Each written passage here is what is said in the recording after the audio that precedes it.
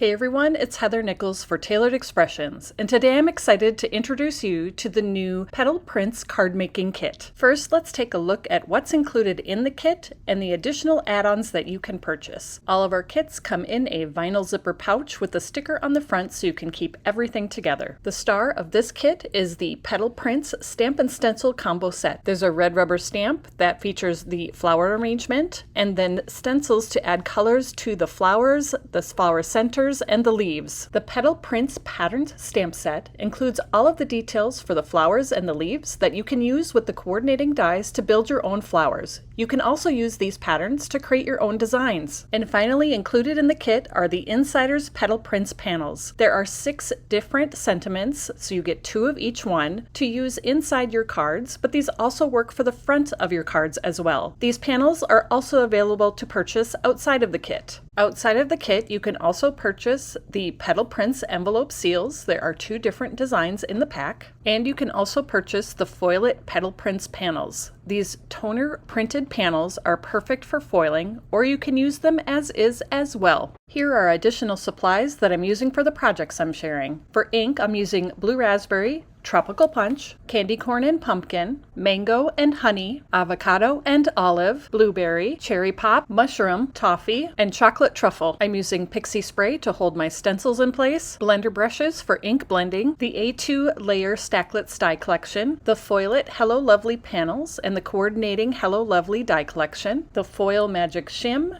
my mini mink and gold deco foil, post-it removable tape, gold glitter drops, and multimedia matte. I'm adding splatters with Dr. P.H. Martin's bleed proof white ink and chocolate truffle liquid watercolor, and finally 1x3 foam strips and thin foam squares. Alright, let's get crafting. This kit has so many possibilities. I'm excited to share them with you. I'm starting off by using the red rubber background stamp from the Petal Prints Stamp and Stencil Combo Set. I'm setting this up in my MISTI, and I'll close that lid to pick up the stamp. I'll use a little adhesive to hold my piece of toffee cardstock in place in my MISTI. I inked up the stamp with chocolate truffle ink and closed the lid of the MISTI to stamp the image onto the cardstock. I decided to leave my cardstock in place in my MISTI, and I'll start doing the stenciling. This first stencil does the large portion of each flower. There is an etching on the stencil of the stem to help you line everything up perfectly. And I'm also using post-it removable tape just to mask off the flowers that are close together so I don't accidentally have color going where I don't want it. I'm stenciling this first flower with blue raspberry ink, and then I'll add shading to the flower with tropical punch ink. I'll move my piece of removable tape so that I can mask off the other flower, and then I'll stencil this next flower. This is the medium-sized one with mango ink, and add shading with honey ink. My last flower, which is the smallest one, I'm stenciling with candy corn ink and shading that with pumpkin ink.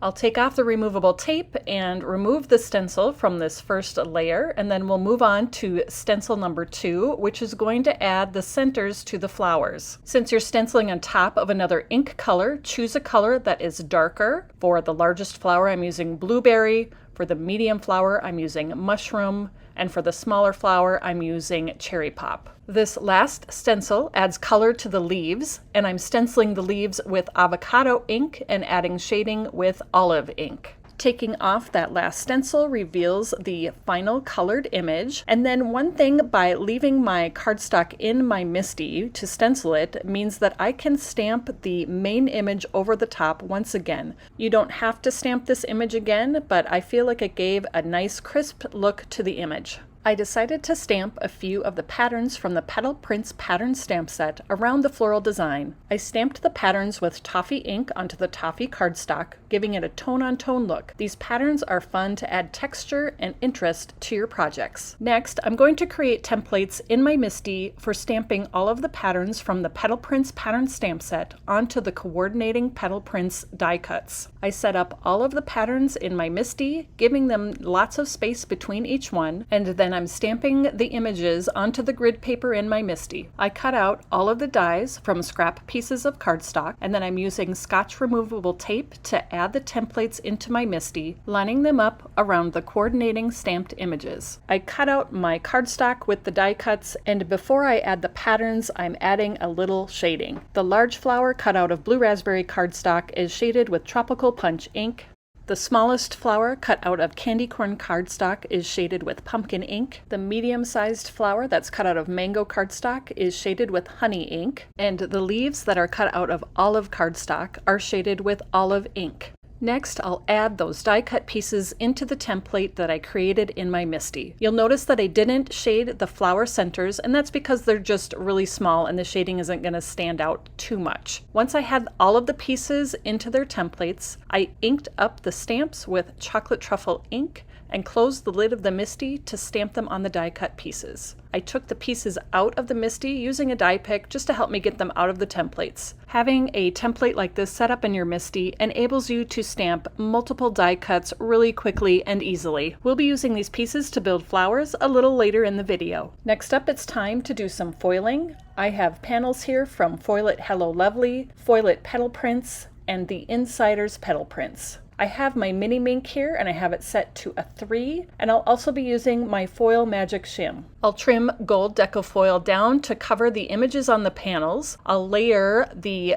panel on top of the Foil Magic Shim and then the foil on top of the panel, pretty side up. I'll put everything inside the carrier and send it through the mini mink. Once it's gone through the mini mink, give it a second or two to cool off, and then you can remove that foil and reveal the beautiful foiled design. I repeated these steps to foil the other 2 panels. You can add color to the flowers on the Foil It Petal Prints panels by using the stencils from the Petal Prints Stamp and Stencil combo set. While the arrangement might not be the same, the sizes of the flowers and the leaves all match. Arrange the stencils over the images on the panel. Use Post-it removable tape to mask off the areas and protect your panels. And then you can add color to the images with your ink and blender brushes. I'm using the same colors for these flowers. The largest flower is blue raspberry shaded with Tropical Punch. The medium flower is mango shaded with honey. And the smallest flower is candy corn shaded with pumpkin. I'll add the flower centers with blueberry, mushroom, and cherry pop ink. Finally, I stenciled the leaves on the panel using avocado ink shaded with olive ink. I love how this foil panel looks with all of the color. I'm about ready to finish putting my cards together, but first I definitely need to add splatters. I use Chocolate Truffle Liquid Watercolor and Dr. P.H. Martin's Bleed Proof White, and I use a water brush to pick up the color, and then I tap the brush over my finger to splatter onto my project. I cut out 2 of the sentiments from the Foil It Hello Lovely panel using the coordinating dies, and I'll be using these on 2 of my cards. I cut out the stamped panel with the second largest die from the A2 Layer Stacklets die collection. Next, I started assembling the flowers with the die cut pieces. I added the flower centers to the flowers with the thin foam squares. I arranged the flowers and the leaves on the panel from the Insiders Petal Prints. I jumped over to the stamped panel and added that to a sugar cube card base using the 1x3 foam strips. You'll notice the die cut centers on the flowers. I changed my mind on that later. I also added the happy birthday sentiment to the card using thin foam squares that I cut down to fit the back of the sentiment. Then I went back to the middle card, adhering the flowers down with thin foam squares, and I attached the leaves adhered directly to the background, tucking them under the flowers just a bit. Once everything was in place, I used my scissors to trim the pieces that were extending off the edges of the panel, and then attached the panel to a toffee card base with 1x3 foam strips. Moving over to the card with the foiled flowers, I added the Hello Lovely sentiment to the panel using thin foam squares, and then the panel is added to a toffee card base with the 1x3 foam strips. I added a few of the die cut pieces to the stamped panel for extra dimension. And finally, for a finishing touch on all of the cards, I added gold glitter drops scattered throughout the designs. I attached the glitter drops to the cards with multi-medium matte. Here's a closer look at the cards that I created today with the Petal Prints Cardmaking Kit. There are so many different ways that you can combine elements from this kit to create different looks. I hope you enjoyed learning how I created these 3 cards, and I hope you learned something new. The Petal Prints Cardmaking Kit and other supplies that I use to create these cards are available in the Tailored Expressions web store at tailoredexpressions.com. Be sure to like this video and subscribe to the Tailored Expressions YouTube channel. Thanks so much for joining me, everybody, and I'll see you next time.